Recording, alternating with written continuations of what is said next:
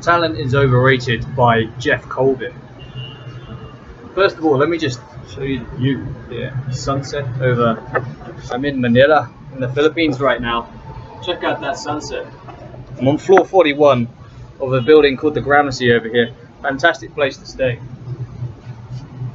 So, back to this book. I really love this book, honestly. It's one of my favorite books.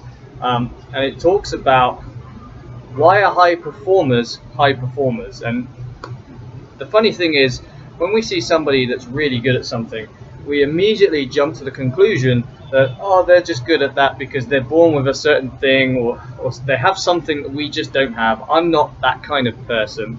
I'm not born with that kind of skill or talent. I won't be able to do that.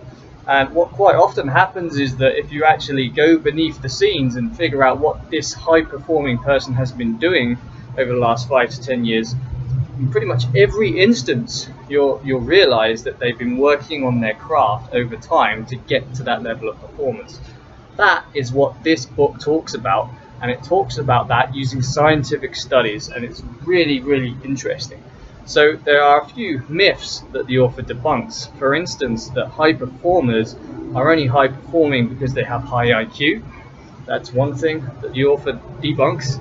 Or that the high performer has lots of experience in a certain activity. See, experience is not enough to be a high performer.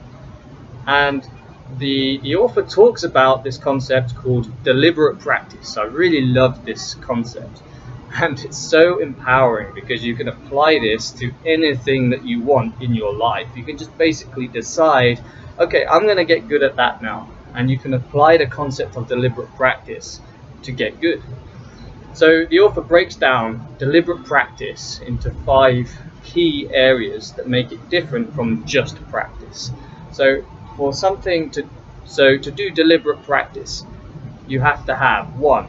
The activity has to be designed to improve performance, and that basically means it has to be related to the thing that you're trying to improve.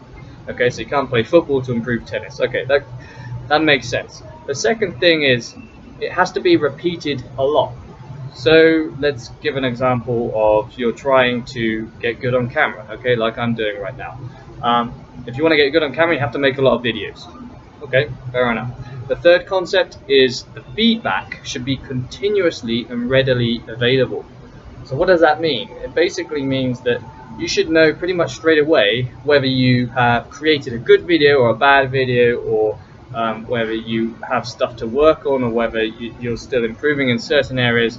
And basically you need to have that feedback about what areas you need to improve and how you can make it better going forward, what your performance was on the activity. The fourth thing, and this is really important because this is something that actually I messed up on once, and I'll tell you the story in a minute, but the fourth point is that it's highly demanding mentally, and the fifth point is because it's highly demanding mentally, it isn't much fun. So I wanted to tell you a story about how I got into piano playing. So I really like the piano. Actually, I really like listening to Elton John, who's fantastic on the piano. So I thought, I'm going to buy a piano and I'm going to play piano like him. So what I did, put the piano in my room, found some pieces of music I really liked, and I just hacked away to try and learn those pieces. And even though I didn't have any lessons, I managed to learn them at some point. But then once I'd learned a core 3 or 4 songs, each time I sat down to play those songs, to play the piano again, I always used to just play those songs on repeat because it felt good, because I knew them already, and I just play those songs for 30 minutes or an hour. And you know what? I didn't make any further progress after that point. So I put in all this mental activity and learning to get to that point to learn those 3 or 4 songs, but then my progress stopped. And that's what Geoff Colvin talks about when he means it has to be highly demanding mentally and it isn't much fun. When you're learning a new piece of music, it's tough. But when you're playing a piece of music that you already know, it's easy and enjoyable. Because of this, Geoff says that even the highest performing musicians, they'll only spend up to 4 hours a day doing deliberate practice, because at the end of it, you're just completely drained. So here's an example of how I'm using deliberate practice in my life right now, and you're witnessing it right now. So this video and this series of videos that I'm putting out right now is all part of a self-development experiment. I want to improve two things: my reading and my retention of information, and my video presenting. And so what I've decided to do is read 140 books, take notes about them, create summaries, and then do a video review where I basically what I'm doing now and just present the ideas that I've learned in the book. That's an example of deliberate practice. I'll tell you why: because the activity is designed to improve the performance. Okay, I'm reading books and I'm presenting on video. It can be repeated a lot. If I read 140 books and I make 140 videos, that's a lot of experience there. The feedback is continuously and readily available. Every time I produce a video, I can sit down, I can look at it, I can judge my body position, my intonation, my language, how clearly I communicate the ideas. So I have that to work from. It's highly demanding mentally. It is, for me this is, because I'm not very good on video, I'm not very good at communicating ideas. So it's really difficult for me to make these videos useful and short, and it's a lot of toll actually, a lot of energy for me to keep continuously doing this for 140 books, and it isn't much fun. It isn't much fun, I'll be honest with that. Just keep grinding on it every single day. It takes quite a lot of mental capacity. So in conclusion, this book is fantastic. There's another book you might want to read which is related to this, which is called Outliers by Malcolm Gladwell. That's another scientifically backed book that talks about the 10,000 hour rule, about getting good at something and high performers.